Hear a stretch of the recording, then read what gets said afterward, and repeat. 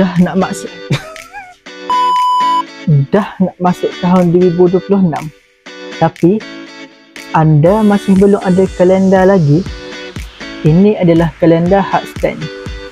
Okay, untuk kalender ni anda boleh custom design.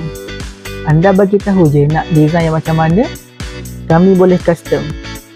Okay, untuk kalender ni sesuai letak dekat mana? Sesuai letak dekat atas meja yang macam ni, kalender ni. Maksudnya kalau anda buat kerja ke, kita tengok je, mudah untuk lihat lah. Tarikh ke apa benda ke, atau boleh tulis note juga dekat bahagian ni.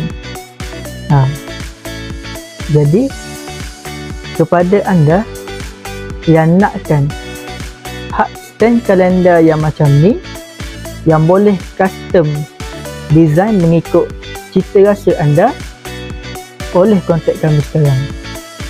Tunjuk.